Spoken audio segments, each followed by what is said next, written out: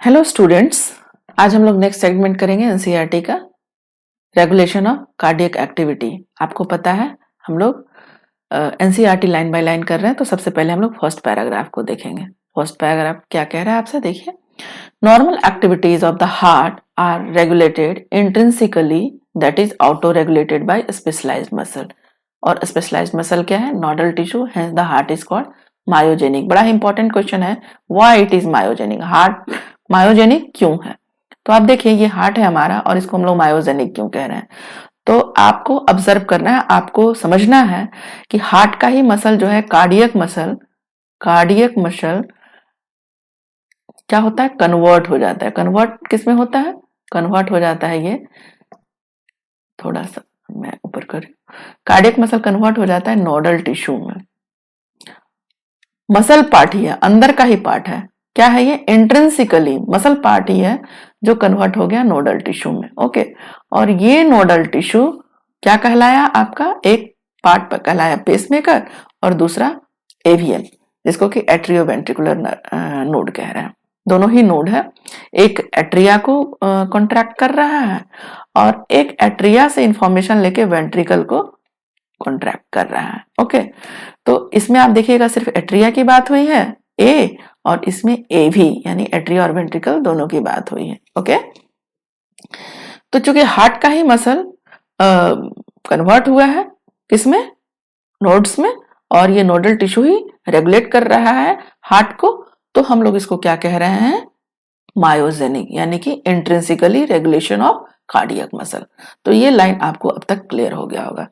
आगे देखते हैं बेटा, और ये सारी बातें मैंने कॉन्ट्रैक्शन और रिलैक्सेशन की बातें पिछली वीडियो में बहुत अच्छे से समझाया हुआ है, आप उसको चेक कर सकते हैं। ओके, अब इस पार्ट को आप देखिए। A special neural center in the medulla oblongata can moderate the cardiac function through autonomic nervous system. सबसे पहले इस लाइन को आप समझिए। मेडुला ऑब्लोंगाटा आपको कहाँ मिलेगा? ये आपको ब्रेन पार्ट में मिलेगा। ये पोर्शन है आपका, और ये पोर्शन में आपको मेडुला ऑब्लोंगाटा कहला रहा है। मेडुला ऑब्लोंगाटा, मैं इसको रब भी कर दे रही हूँ क्योंकि आपको समझाने के लिए मैंने लिया था। ये यहाँ से सिग्नल रिलीज हो रहा होता है, यहाँ से सिग्नल रिलीज हो रहा होता है। देखिए ये पोर्शन आपका सिग्नल दे रहा है। क्या? ये नीचे का पोर्शन है, ये दो डॉट आप देख रहे होंगे, नीचे का डॉट सिग्नल प्रोवाइड कर रहा है। सिग्नल किस चीज का प्रोवाइड कर रहा है? आप देखिए, एकदम बिल्कुल साफ साफ लिखा है। ये जो पर्पल कलर है, ये पर्पल नीचे वाला, वो आपको सिंपैथेटिक कार्डियक नर्व्स है। और जो ये पर्पल के ऊपर, यानी ऊपर का डॉट क्या दे रहा है? पारासिम्पैथेटिक। दोनों ही नर्व्स, दोनों ही सिग्नल प्रोवाइड कर रहे हैं। किसको? हार्ट को। ये दोनों ही सिग्नल किसको दे रहे हैं? हार्ट को। कंडीशन बस अलग अलग है, और नर्व्स भी हम याद रखेंगे। सिंपैथेटिक यानी सिंपैथी, सिंपैथी वाला, पहले तो सिंपैथी होती है और फिर सिंपैथी खत्म हो जाती है, तो पारासिम्पैथेटिक। पारासिम्पैथेटिक बस हम याद रहने के लिए आपको बताया बेटा। सिंपैथेटिक, सिंपैथी, सिंपैथी से सिंपैथेटिक आप याद रखिएगा, और वो पारासिम्पैथेटिक है। यहाँ पे लिखा हुआ है, जिसको कि हम वैगस नर्व कह रहे हैं। आपके एनसीईआरटी में वैगस नर्व नहीं मेंशन किया है, लेकिन इसी का दूसरा नाम है। ओके, अब दोनों ही कंडीशन देखिए। ये नर्व्स कैसा नर्व्स है? एएनएस। अब एएनएस का फुल फॉर्म आपका एनसीईआरटी ने दे रखा है, that is autonomic nervous system. Autonomic nervous system. Autonomic nervous system का जानते हैं क्या काम है? जो आपका बॉडी पार्ट्स है वो इनवॉलंटरी फंक्शन कर रहा है, जैसे कि हार्ट। हार्ट है आपका क्या? Involuntary function. Kidney involuntary. तो ऐसा बॉडी पार्ट्स जो इनवॉलंटरी हो, उसको कौन कंट्रोल कर रहा है? Autonomic nervous system. ठीक है, यहाँ पे हमारा बस नहीं चलता है, हमारा दिल नहीं सुनता है, और ये किससे कंट्रोल हो रहा था? एएनएस से। एएनएस के दो पार्ट है, एक है आपका सिंपैथेटिक, सिंपैथी वाला जो अभी भी बताया, सिंपैथेटिक, और दूसरा है आपका पारासिम्पैथेटिक। पारासिम्पैथेटिक। सिंपैथेटिक क्या करता है? पारासिम्पैथेटिक, बहुत ध्यान से ये पार्ट देखिएगा क्योंकि इससे क्वेश्चन पूछे जाते हैं बेटा। सिंपैथेटिक क्या है? सिंपैथेटिक क्या करता है? आपका हार्ट बीट बढ़ा देता है। हार्ट बीट को, ये हार्ट बीट जो है ना, वो इंक्रीज कर देता है, और उससे क्या होता है? Ventricular, the strength of ventricular contraction and thereby cardiac output ventricular contraction भी बढ़ता है और कार्डियक आउटपुट भी बढ़ता है। कैसे, सो समझिए। एक मैं एग्जांपल देके आपको समझाना चाहती हूँ, ठीक है। सपोज आपने एक स्नेक देख लिया। सांप से आप सपोज डरते हो, बाप रे मुझे भी डर लगता है। एनीवे, तो आपने स्नेक को देख लिया और आपको डर लग गया तो आप क्या करेंगे? भागना चाहेंगे। तो तुरंत आपके, ये अनकंट्रोल बिहेवियर है, आप समझ सकते हैं। आपका कार्डियक, यानी कि आपको भागने के लिए क्या चाहिए? ज्यादा ऑक्सीजन की जरूरत होगी। आपको अगर स्नेक देखा और स्नेक से आपको भागना है, ठीक है, आपको भागना है। भागने के लिए आपको ज्यादा ऑक्सीजन चाहिए। तो ज्यादा ऑक्सीजन कैसे मिलेगा आपको? यानी कि आपका जो हार्ट पंप ज्यादा करेगा, लंग के पास ज्यादा जाएगा, तभी तो ज्यादा ऑक्सीजन मिलेगा। यानी कि जो ये वेंट्रिकुलर कॉन्ट्रैक्शन है वो ज्यादा से ज्यादा होने लगेगा। ये सारा जो एक्टिविटी है, कोऑर्डिनेटेड एक्टिविटी, कई बार होने लगेगा, है ना। नॉर्मल से ज्यादा बढ़ जाएगा वो। तो यानी कि ऑक्सीजन सप्लाई बढ़ाने के लिए क्या होगा? वेंट्रिकुलर कंट्रैक्शन बढ़ेगा। अभी एनसीईआरटी ने क्या कहा? वेंट्रिकुलर कॉन्ट्रैक्शन इंक्रीज करेगा ना, क्योंकि मुझे क्या चाहिए?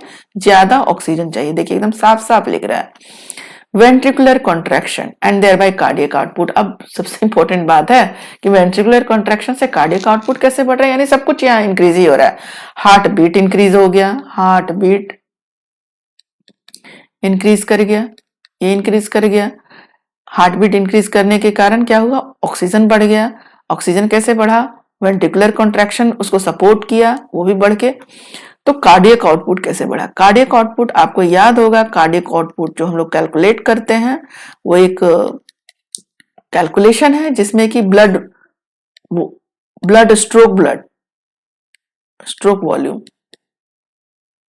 स्ट्रोक वॉल्यूम वाला जो ब्लड है, हाँ, उसको हम लोग जानते हैं वो 70 ml करता है आपका ventricle.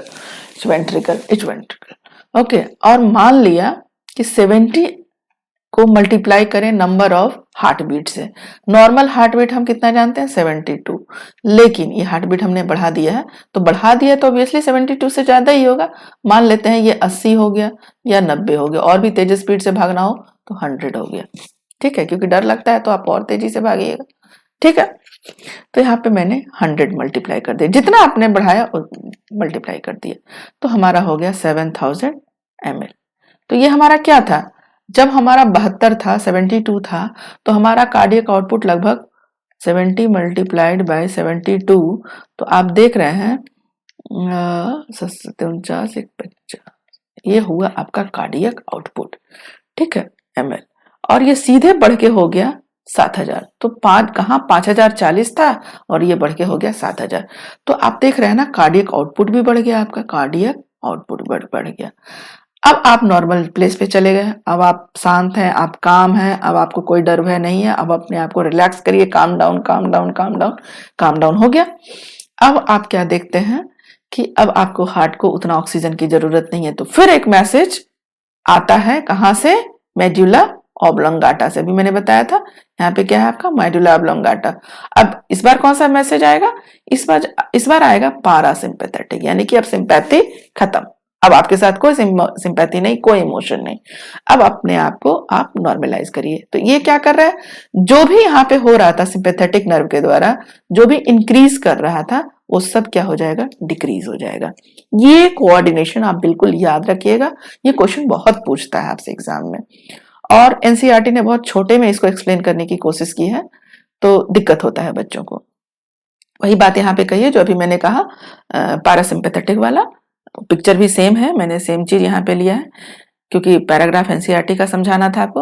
On the other hand, parasympathetic neural signals another component of ANS decrease the rate of heartbeat, speed of conduction of action potential and thereby the cardiac output। action potential कहाँ से generate होता है? आपका शान मैंने बताया था। शान क्या था? शान आपका एसएन को क्या है आपका? पेसमेकर, जो कि अभी ऊपर के पिक्चर में हम आपको दिखा दें, यहाँ भी दिखेगा। देखिए, यहाँ नहीं दिख रहा है, इस पिक्चर में क्लियर है। ये पिक्चर में देखिए, ये आपका शैन है, ये सैन है, सैनो एट्रियल नोड। इसको शान से आप याद रखिएगा। हाँ, शान होता है थोड़ा सा माथे पे ही शान चमकता है।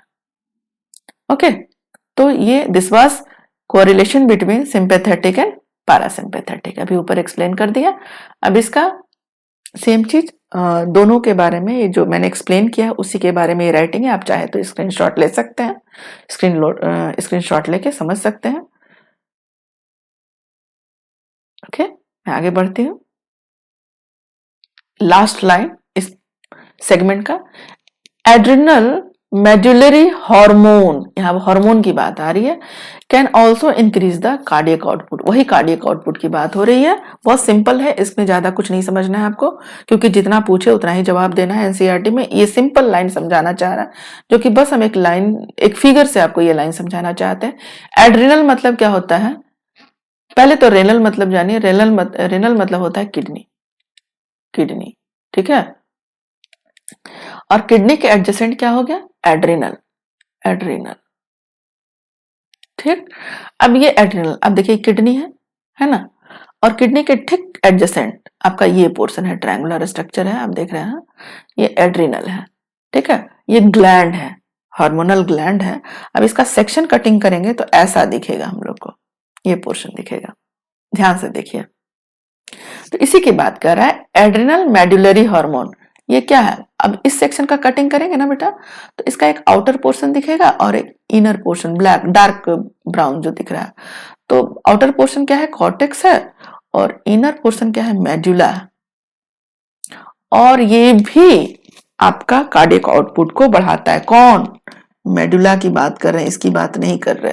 तो यही लाइन ये कह रहा है, adrenal medullary hormones can also increase the cardiac output. Cardiac output कैसे, यानी कि 5040 जो हमारा क्या था, नॉर्मल था, अगर उससे कुछ भी बढ़ जाता है, 6000 हो जाए या 7000 हो जाए, जो भी हो जाए, या 5500 हो जाए, तो क्या है ये आपका इंक्रीज ऑफ हार्ट बीट।